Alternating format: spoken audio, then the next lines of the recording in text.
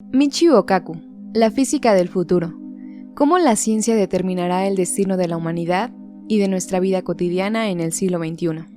Introducción. Una predicción para los próximos 100 años. Los imperios del futuro serán imperios de la mente. Winston Churchill. En mi infancia tuve dos experiencias que contribuyeron a formar a la persona que soy actualmente, y suscitaron dos pasiones que han marcado toda mi vida. En primer lugar, recuerdo que cuando tenía 8 años, vi a todos los profesores alborotados con la noticia de que un gran científico acababa de morir. Aquella noche, los periódicos publicaron una fotografía de su despacho, en la que se veía un manuscrito inacabado sobre la mesa. El pie de foto decía que el científico más grande de nuestra era no había podido acabar la obra importante de sus obras maestras. Y yo me pregunté, ¿qué cosa podría ser tan difícil como para que un científico de su talla no pudiera acabarla? ¿Qué podría ser tan complicado e importante? Esto me resultaba más intrigante que cualquier crimen misterioso y más fascinante que cualquier historia de aventura. Tenía que averiguar qué había en aquel manuscrito inacabado. Más tarde descubrí que el nombre del científico era Albert Einstein y que el manuscrito inconcluso estaba destinado a ser el logro que coronaría su carrera. Su intento de crear una teoría del todo, una fórmula, quizá no más de 2 milímetros de longitud, que develaría los secretos del universo y le permitiría, tal vez, leer la mente de Dios. La otra experiencia trascendental de mi infancia surgió mientras miraba los programas que emitía la televisión los sábados por la mañana, especialmente la serie de Flash Gordon, en el que trabajaba Buster Crumb.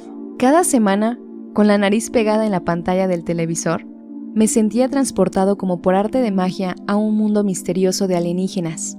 Batallas con armas que disparaban rayos, ciudades sumergidas y monstruos diversos. Me convertí en un adicto de esas cosas. Se trataba de mi primera toma de contacto con el mundo del futuro. Desde entonces no he dejado de sentir una especie de asombro infantil cada vez que reflexiono sobre el futuro. Sin embargo, después de haber visto todos los episodios de la serie, empecé a darme cuenta de que, aunque Flash se llevaba todo el mérito de la pantalla, en realidad era un científico llamado Dr. Sakov quien hacía que la serie funcionase. Él había inventado la nave espacial, el escudo de invisibilidad, la fuente de energía para la ciudad situada en el espacio, etc. Sin un científico no hay futuro.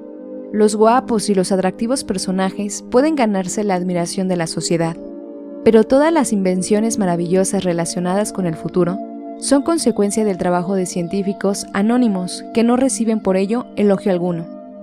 Posteriormente, cuando estaba ya en el instituto de la secundaria, decidí seguir los pasos de estos grandes científicos y poner a prueba algunas de las cosas que había aprendido. Quería participar en esta gran revolución, que a mi entender cambiaría el mundo.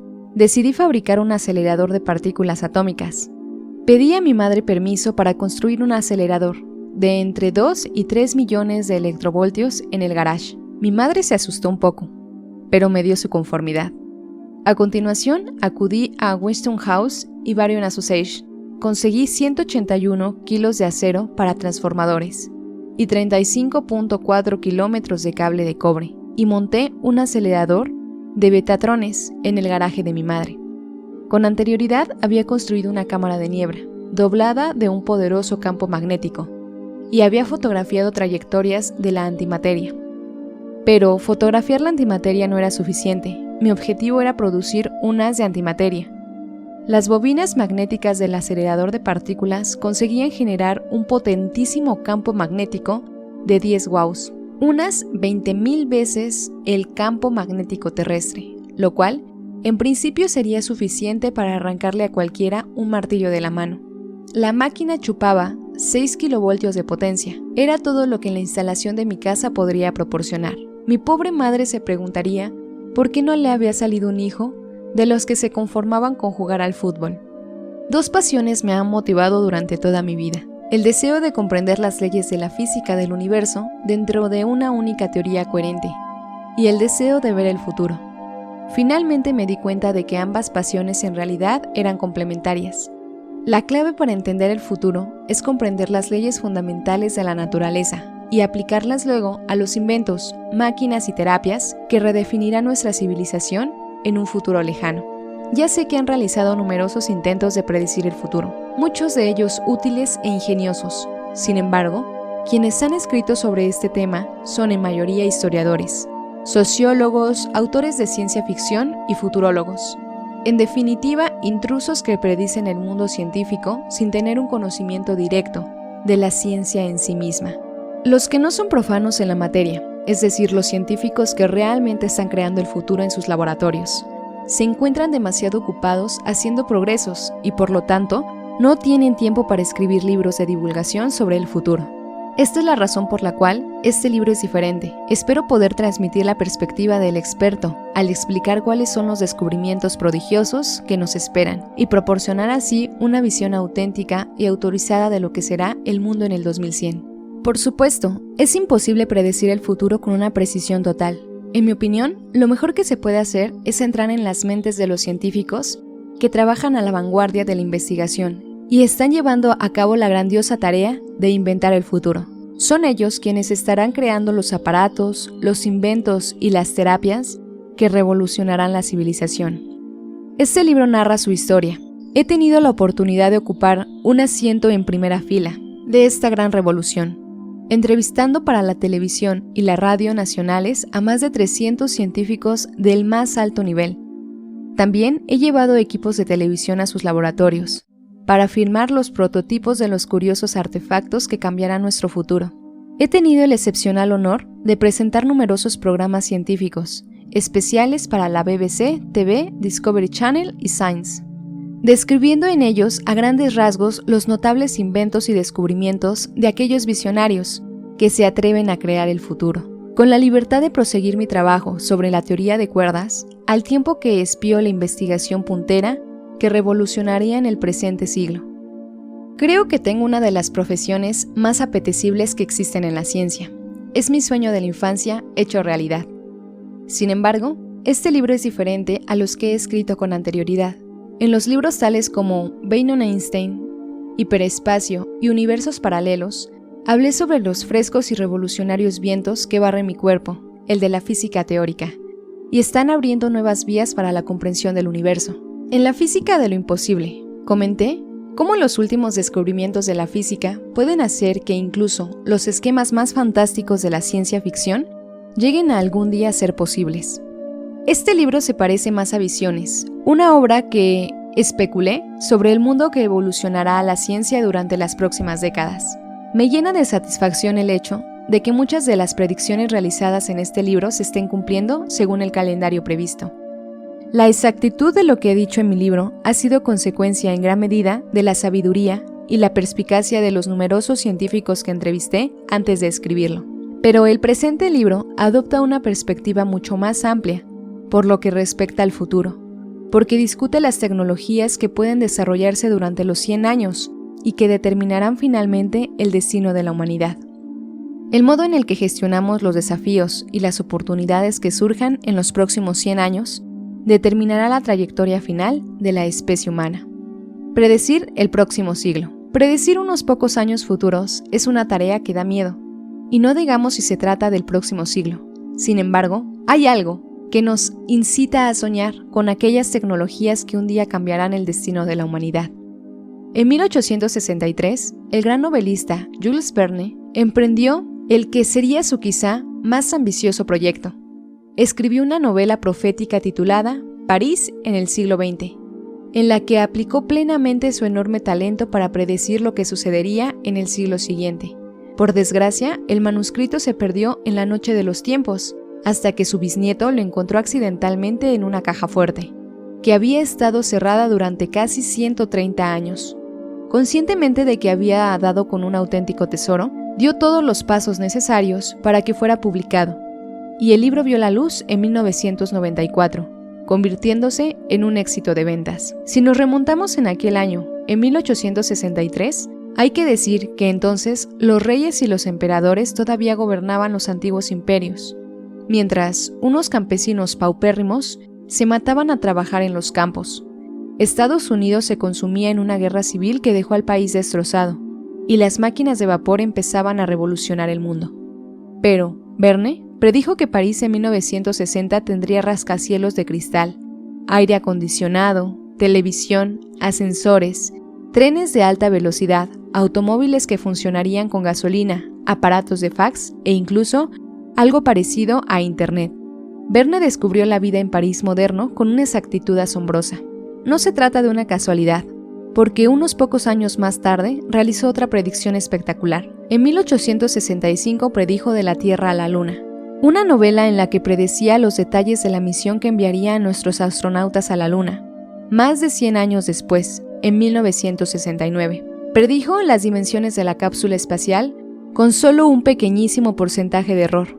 La ubicación del lugar de lanzamiento, en Florida, no lejos de los Cabos Cañaveral, el número de astronautas que participaría en la misión, la duración del viaje, la ingravidez a la que estarían sometidos los astronautas y el aterrizaje final en el océano. El único error importante fue decir que se utilizaría pólvora para llevar a los astronautas a la Luna, en vez de combustible para cohetes espaciales.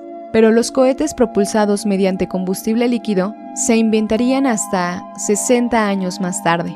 ¿Cómo pudo Jules Verne predecir con tan asombrosa exactitud lo que sucedería 100 años más tarde? Sus bibliógrafos han destacado que aunque Verne no era un científico, buscaba constantemente a hombres de ciencia, a los que acribillaba a preguntas sobre sus visiones del futuro. Confeccionó un amplio archivo en el que recopiló informaciones sobre los grandes descubrimientos científicos de su época. Verne superó a otros en perspicacia, para ver que la ciencia era el motor que haría temblar los cimientos de la civilización, impulsándola a un nuevo siglo lleno de maravillas y milagros inesperados. La clave de la visión y de la segunda perspicacia de Verne está en su capacidad de comprender que la ciencia tiene el poder necesario para revolucionar la sociedad. Otro gran profeta de la tecnología fue Leonardo da Vinci, pintor, pensador y visionario. A finales del siglo XV, Leonardo dibujó unos bellos y precisos diseños de máquinas que algún día llegarían a los cielos. Esbozó paracaídas, helicópteros, planeadores e incluso aviones. Hay que decir que muchos de sus inventos hubieran podido volar. Sin embargo, sus máquinas voladoras necesitaban un ingrediente más, un motor de al menos un caballo de potencia, algo que no llegaría a existir sino hasta 400 años después. Otra cosa que resulta igualmente asombrosa es que Leonardo diseñó el prototipo de una calculadora mecánica, adelantándose así en unos 150 años a su época. En 1967, el análisis de un manuscrito que había estado extraviado reveló el proyecto de una máquina calculadora provista de 13 cuerdas digitales. Al girar la manivela, los engranajes interiores giraban sucesivamente realizando operaciones aritméticas. En 1968, se construyó un prototipo de la máquina y esta funcionó. Además, en la década de 1950, se descubrió otro manuscrito que contenía el esbozo del autómata. Se trata de un guerrero que llevaba una armadura germano-italiana. Podía sentarse, movía los brazos, el cuello, la mandíbula. También en este caso se construyó el autómata y se vio que funcionaba. Al igual que Jules Verne, Leonardo fue capaz de captar una profunda visión del futuro después de consultar con individuos de su época que tenían un pensamiento avanzado. Formaba parte de un pequeñísimo círculo de las personas que estaban en la vanguardia de la innovación. Además, Leonardo siempre estaba experimentando, construyendo y diseñando modelos, una actividad fundamental para cualquiera que desee trasladar las ideas a la realidad. A la vista de las grandes ideas proféticas de Verne y Leonardo, nos planteamos las siguientes preguntas. ¿Es posible predecir el mundo del 2100? Continuando la tradición de ambos genios, este libro exaltará determinantemente la obra de los científicos más destacados. Está constituyendo los prototipos de las tecnologías que cambiarán nuestro futuro. No se trata de una obra de ciencia ficción y tampoco es producto de la imaginación calenturienta de un guionista de Hollywood, sino que está basado en la sólida actividad científica que se lleva a cabo actualmente en laboratorios importantes de todo el mundo. Los prototipos de todas las tecnologías tecnológicas existen ya, como dijo una vez William Gibson, autor de Neuromantic, que acuñó la palabra ciberespacio. El futuro ya está aquí. Lo que pasa es que está distribuido de manera desigual. Predecir el mundo en el 2100 es una tarea abrumadora, ya que estamos en una época de gran efervescencia en el mundo de la ciencia, y la velocidad a la que se producen los descubrimientos es cada vez mayor. Durante las últimas décadas, se ha acumulado más conocimiento que en toda la historia de la humanidad. En el 2100, este conocimiento científico se habrá duplicado muchas veces. La mejor manera de imaginarse la ingente tarea que se supone predecir los próximos 100 años es quizá recordar cómo era el mundo en 1900 y cómo vivieron nuestros abuelos. El periodista Mark Sullivan nos propone que imaginemos a alguien leyendo un periódico en el año de 1900. En la prensa, el 1 de enero de 1900, los estadounidenses no encontraban la palabra tal como radio, porque todavía le faltaba 20 años para que este invento llegara. Tampoco aparecía película, porque también esto pertenecía a un futuro. Ni chofer, porque el automóvil no había hecho más que hacer y se llamaba coche sin caballos. No existían palabras tales como aviador. Los granjeros no habían oído hablar de los tractores, ni los banqueros de la Reserva Federal.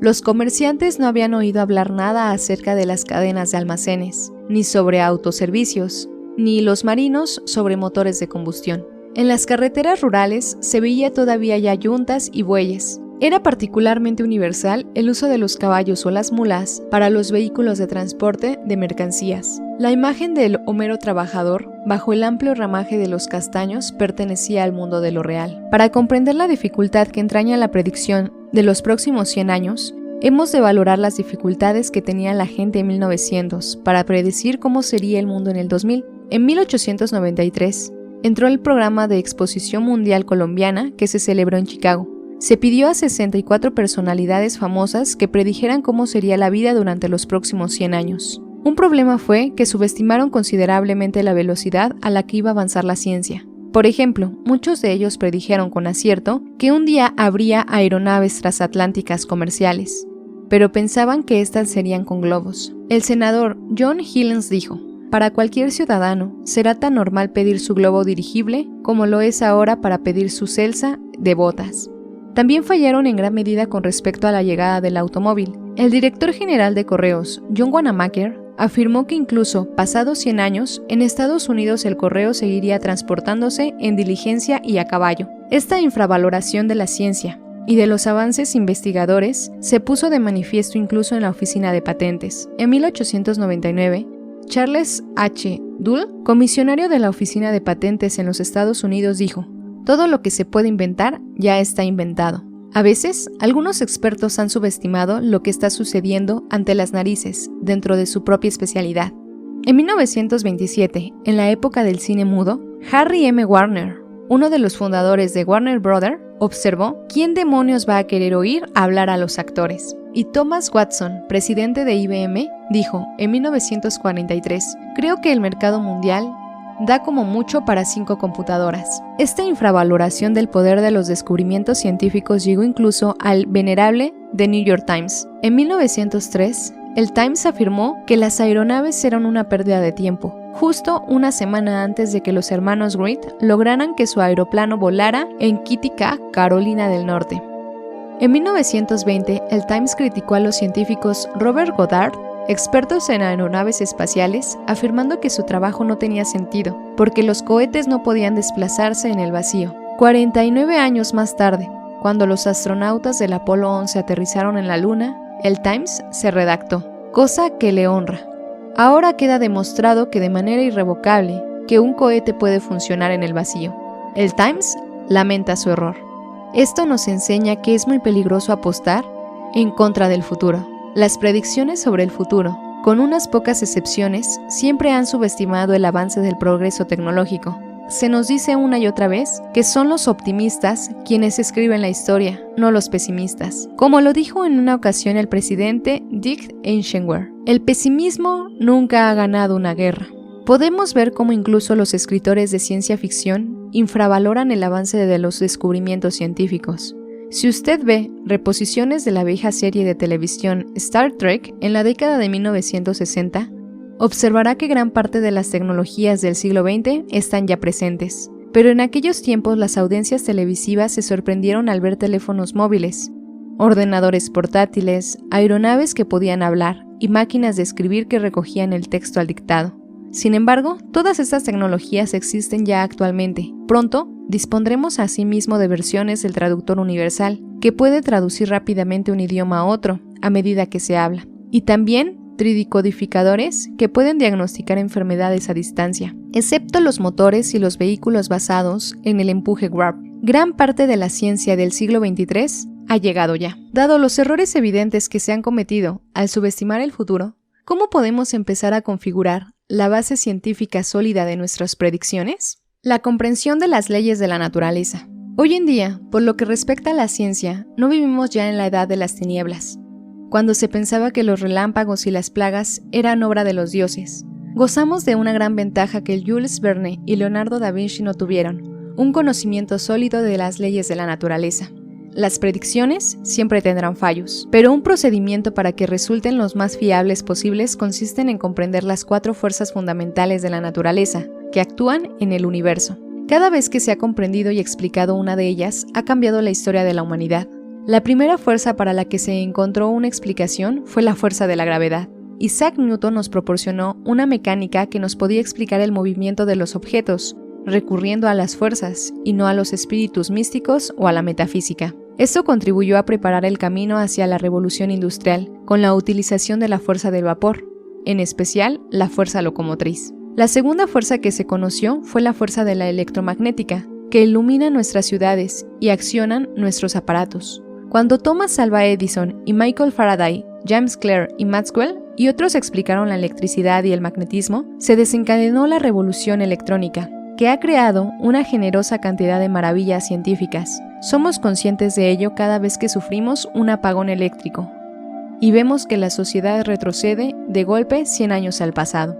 La tercera y cuarta fuerza que se conocieron fueron la de las 2 fuerzas nucleares, la fuerza débil y la fuerza fuerte. Cuando Einstein escribió E es igual a mc al cuadrado, y cuando se fisionó el átomo en la década de 1930, los científicos empezaron a comprender por primera vez las fuerzas que iluminan los cielos. Se reveló el secreto escondido tras las estrellas.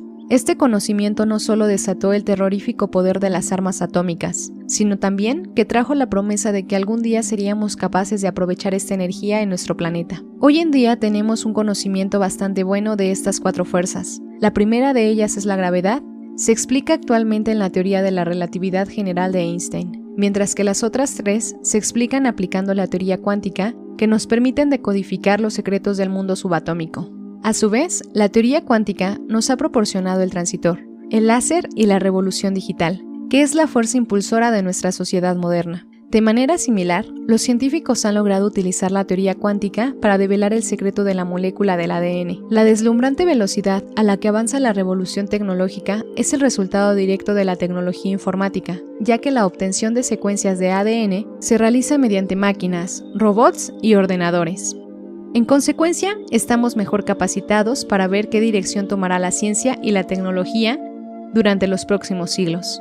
Surgirá continuamente nuevas sorpresas, totalmente inesperadas, que nos dejarán sin habla, pero los fundamentos de la física, la química y la biología moderna están ya ampliamente establecidos, y no esperamos ninguna revisión importante de esos acontecimientos básicos, al menos en un futuro previsible.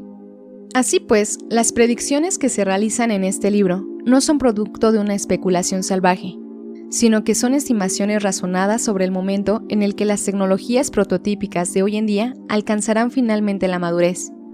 La conclusión es que existen varias razones para creer que podemos ver un esbozo de lo que será el mundo en el 2100. Primero, este libro está basado en entrevistas con más de 300 científicos del más alto nivel, es decir, con aquellos que están en la vanguardia de los descubrimientos. Segundo, todos los avances científicos mencionados en este libro son coherentes con las leyes de la física conocida actualmente.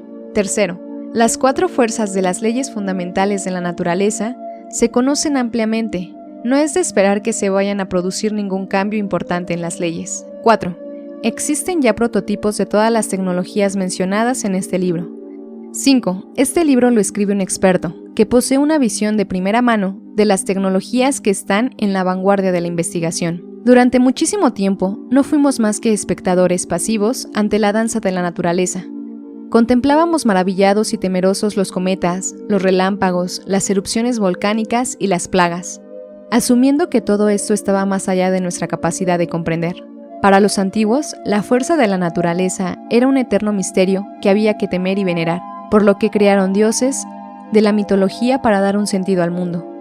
Esperaban que rezando a aquellos dioses, estos mostrarían su clemencia y les concederían sus más ardientes deseos. Hoy en día, nos hemos convertido en coreógrafos de la danza de la naturaleza y somos capaces de dar un pellizco a sus leyes, aquí y allá, pero para el año 2100 habremos conseguido convertirnos en los amos de la naturaleza. 2100. Seremos dioses mitológicos. Si hoy en día pudiéramos visitar a nuestros antepasados más remotos y mostrarles toda nuestra profusión de los avances científicos y tecnológicos, nos tomarían como magos.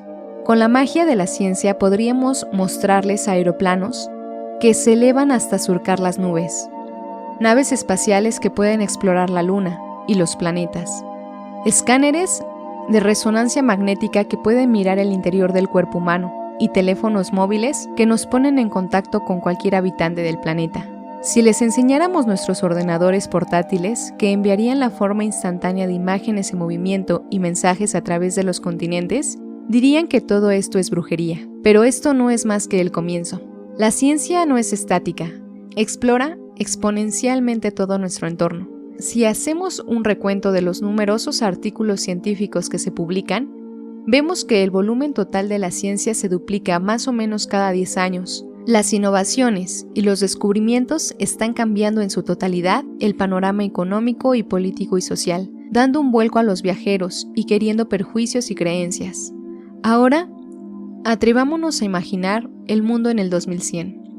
Nuestro destino para el 2100 es igualarnos a los dioses que en otro tiempo adorábamos y temíamos, pero no nos valdremos de pociones y varitas mágicas, sino de la información, la nanotecnología, la inteligencia artificial, la biotecnología y sobre todo de la teoría cuántica, que es el fundamento de todas las tecnologías anteriores.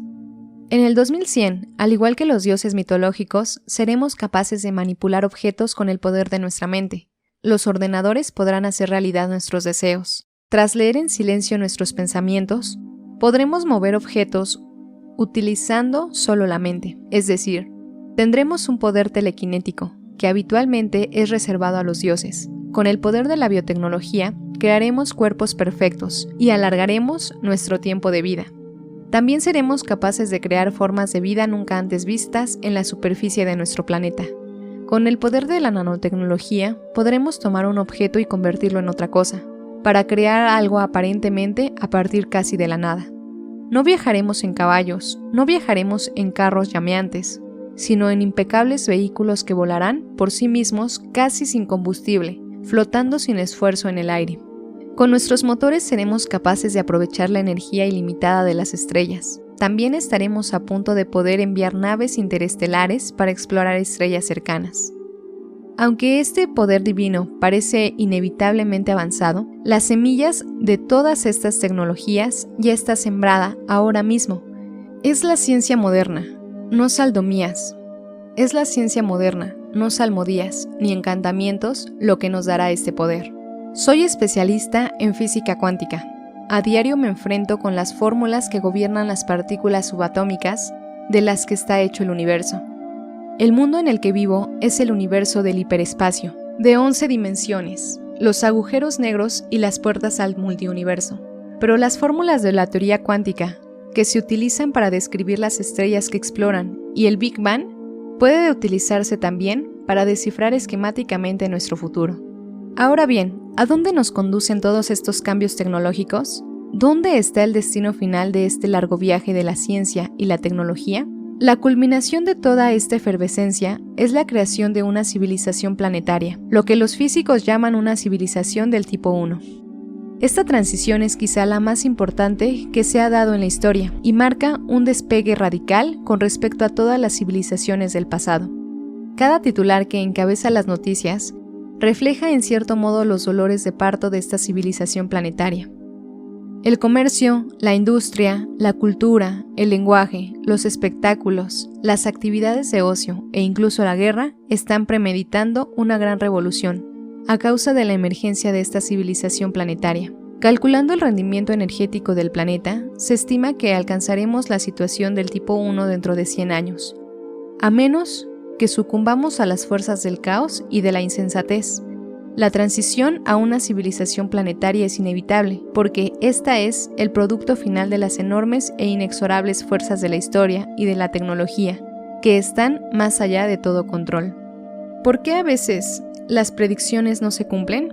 Sin embargo, varias de las predicciones relativas a la era de la información resultaron espectacularmente falsas. Por ejemplo, muchos futurólogos predijeron la oficina sin papeles, es decir, que el ordenador haría que el papel fuera obsoleto. En realidad, ha sucedido lo contrario. Basta con echar un vistazo a cualquier oficina para ver que la cantidad de papel ahora es mayor que nunca. Algunos también pronosticaron la ciudad sin gente. Varios futurólogos predijeron que las teleconferencias vía Internet harían innecesaria la presencia física en las reuniones de negocios, por lo que no sería necesario desplazarse. De hecho, las poblaciones urbanas se quedarán en gran medida vacías, convirtiéndose en ciudades fantasma, ya que la gente trabajaría en casa en vez de la oficina.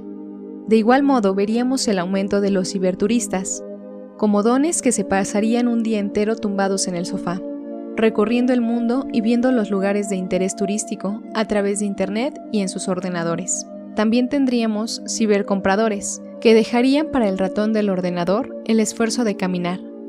Las avenidas comerciales irían a la quiebra. Asimismo, los ciberestudiantes recibirían todas las clases en línea, divirtiéndose a escondidas con los videojuegos y bebiendo cerveza. Las universidades cerrarían, porque ya no les interesarían a nadie.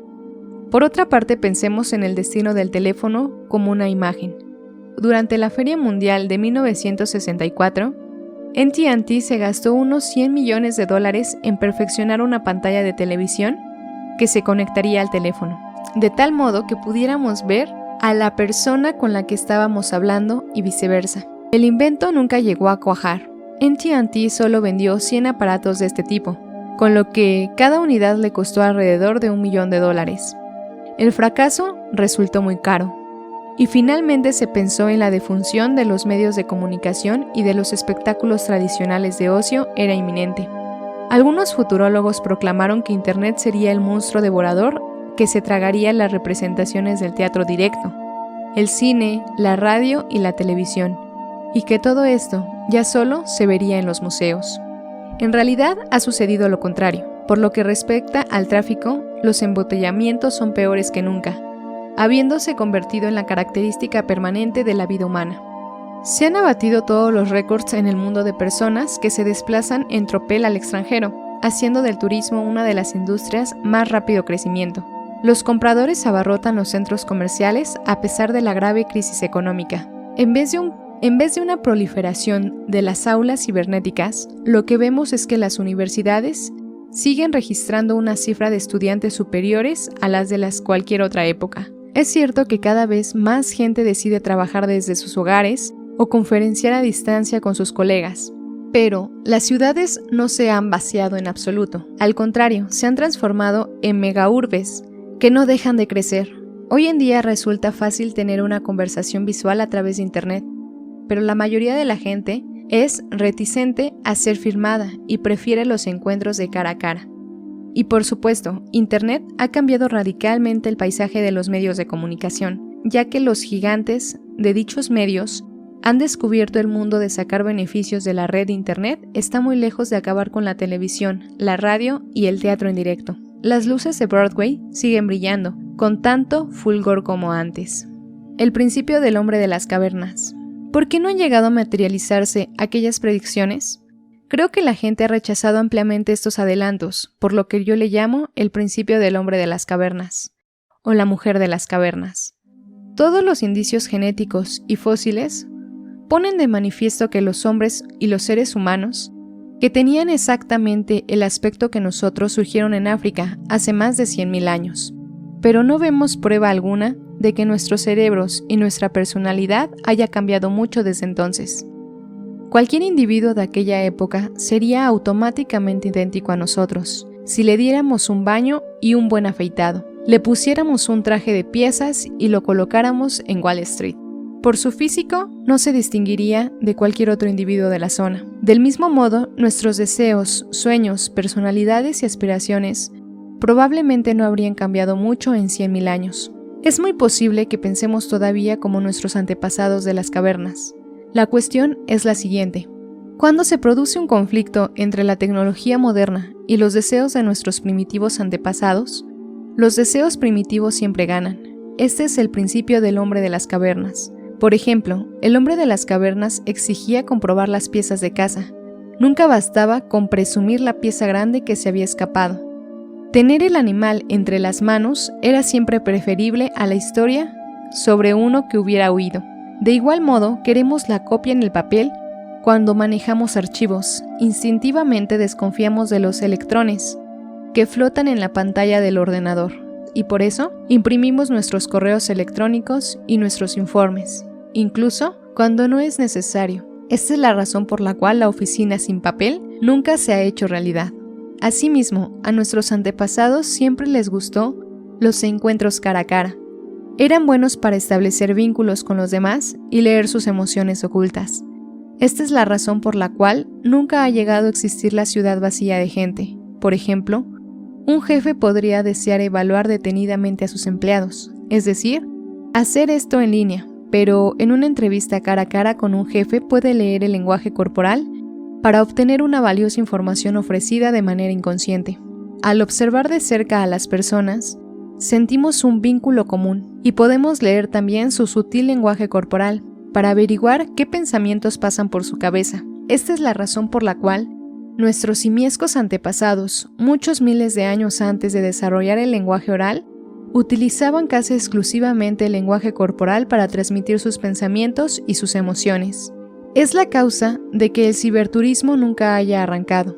Una cosa es ver la fotografía del Taj Mahal, pero otra es presumir del privilegio de haberlo visto realmente. De igual modo, que usted oiga un CD de su músico favorito no es lo mismo que el arrebatamiento de emoción que sentía al verlo en la realidad. A este músico en un concierto en directo, rodeado de toda la fanfarria, gritos y ruidos. Esto indica que aunque podamos descargar unas imágenes muy realistas de nuestra obra de teatro preferida o nuestro artista famoso predilecto, no es comparable con ver el drama directamente sobre el escenario y al actor representándolo en persona. Los fans recorren grandes distancias para conseguir fotografías dedicadas y entradas para los conciertos de sus artistas favoritos, aunque puedan descargar una fotografía gratuitamente de internet. Esto explica por qué nunca se ha hecho realidad la predicción según la cual internet acabaría con la televisión y la radio. Cuando aparecieron por primera vez la radio y el cine, la gente vaticinó la muerte del teatro en directo.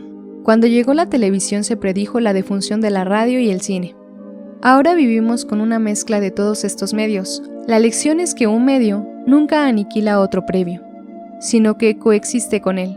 Es la mezcla y la relación mutua de estos medios lo que cambia constantemente. Quien pueda predecir con exactitud la mezcla de medios que se hará en el futuro podrá hacerse rico. La razón de esto es que nuestros primitivos antepasados siempre querían ver las cosas por sí mismos, porque no se fiaban de lo que les contaban.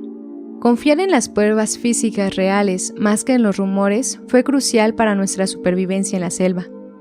Cuando haya pasado un siglo a partir del momento presente, seguiremos disfrutando del teatro en vivo y persiguiendo a los artistas famosos, y eso será una antigua herencia de nuestro pasado lejano. Además, somos descendientes de seres depredadores que cazaban. Por tanto, nos gusta observar a los demás e incluso sentarnos durante horas frente a un televisor, mirando durante una eternidad las payasadas que hacen nuestros semejantes.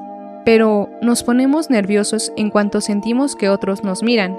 De hecho, unos científicos han comprobado que nos ponemos nerviosos solo con que un extraño nos observe fijamente durante más de unos 4 segundos.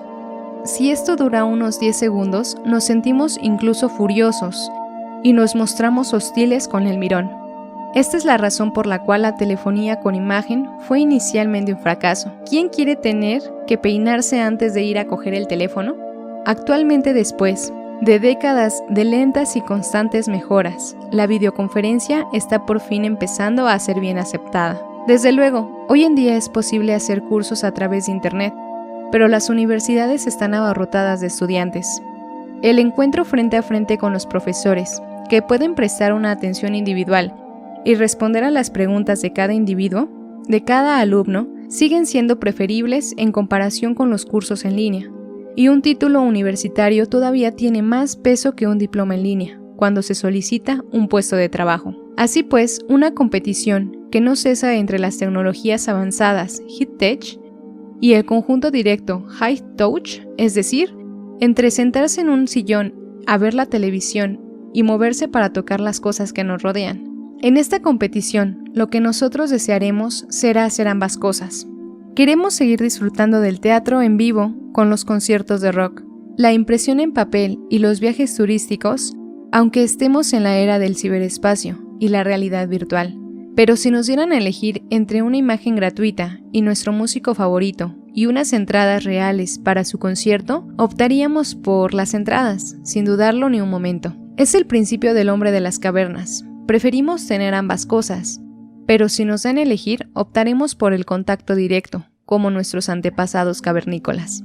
Sin embargo, este principio tiene también un corolario. Cuando los científicos crearon Internet, allá por la década de 1960, mucha gente creía que evolucionaría hasta ser un foro de la educación, la conciencia y el progreso. En cambio, a otros les horrorizaba la idea de que pronto se degeneraría hasta convertirse en el salvaje oeste sin frenos ni barreras que actualmente es. En realidad, esto era de esperarse. El corolario del principio del hombre de las cavernas es que para predecir las interacciones sociales de los humanos en el futuro, basta con que nos imaginemos cuáles eran nuestras interacciones sociales hace 100.000 años y las multipliquemos por 1.000 millones. Esto significa que habrá que dar un mayor peso al cotilleo, al uso de las redes sociales y al ocio. Los rumores eran esenciales en la tribu para comunicar información rápidamente, sobre todo las relativas a los jefes y a quienes están considerados como modelos de comportamiento. Los que están fuera de esta espiral del cotilleo a menudo no sobrevivirán para transmitir sus genes. Hoy en día podemos ver esto representado junto a las cajas de los supermercados en unos anaqueles abarrotados de revistas dedicadas al cotilleo sobre famosos y en el ascenso de la cultura que generan estos famosos. La única diferencia con nuestros antepasados es que actualmente los medios de comunicación han multiplicado por cifras enormes la magnitud de este cotilleo trivial y que ahora los rumores pueden dar varias vueltas al planeta en una fracción de segundos. La repentina proliferación de sitios web en redes sociales que han convertido a jóvenes empresarios imberbes en multimillonarios de la noche a la mañana han pillado desprevenidos a muchos analistas, pero esto también es un ejemplo del principio del hombre de las cavernas. A lo largo de nuestra historia evolutiva, aquellos mantenían amplias redes de contacto social y podían confiar en ellos para obtener los recursos, el asesoramiento y la ayuda que era inevitable para sobrevivir. Finalmente, la oferta para el ocio y la diversión seguirá creciendo a una velocidad inimaginable. A veces no nos agrada admitirlo, pero una parte predominante de nuestra cultura está basada en el ocio y la diversión. Después de cazar, nuestros antepasados descansaban y se divertían. Estas actividades eran importantes no solo para establecer relaciones, sino también para fijar la posición de un individuo dentro de una tribu. No es casualidad que la danza y el canto, que son partes esenciales de la diversión, sean también tan vitales en el reino animal para demostrar al sexo opuesto que se está en forma. Cuando los pájaros machos cantan bellas y complejas melodías o emprenden curiosos ritos de apareamiento, se trata principalmente de demostrar al sexo opuesto que están en excelente forma física, saludables y limpios de parásitos y que tienen unos genes que vale la pena transmitir. Por otra parte, la creación artística no se veía solo para divertirse, sino también de desempeño importante en el papel de la evolución de nuestro cerebro, que gestiona mediante símbolos la mayor parte de la información que recibe. En definitiva, a menos que cambiemos genéticamente los fundamentos de nuestra personalidad, es de esperar que el poder de las actividades de ocio, del cotilleo, de los medios de participación en las redes sociales, no disminuya, sino que aumente en el futuro. La ciencia como un arma. En una ocasión vi una película que cambió para siempre mi actitud con respecto al futuro. Se titulaba Planeta Prohibido y estaba basada en La Tempestad de Shakespeare.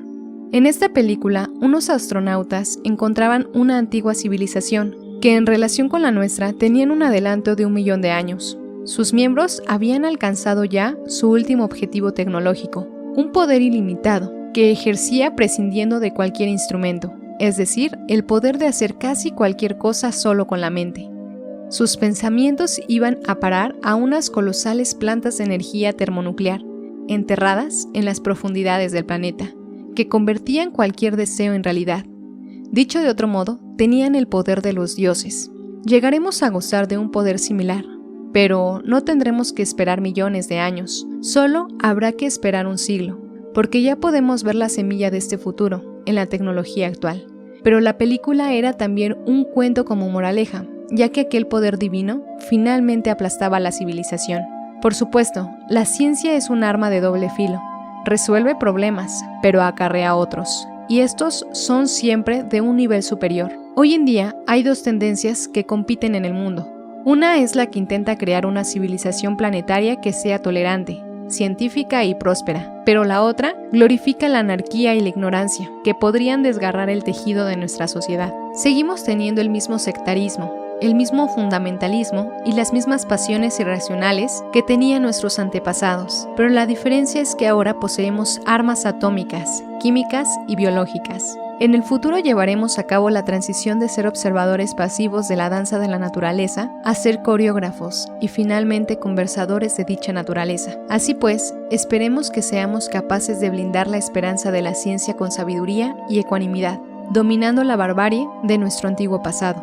Emprenderemos ahora un hipotético viaje a través de los próximos 100 años de innovación y descubrimiento científico. Tal como me lo han explicado los científicos que lo están haciendo posibles, será un vertiginoso recorrido por los rápidos avances que tendrán lugar en la informática, las telecomunicaciones, la biotecnología, la inteligencia artificial y la nanotecnología. Sin duda todo esto cambiará nada menos que el futuro de la civilización. Si te ha gustado la introducción de este libro, te invito a que lo compres. Y si te gustó también, te invito a que me des un like y que te suscribas a mi canal.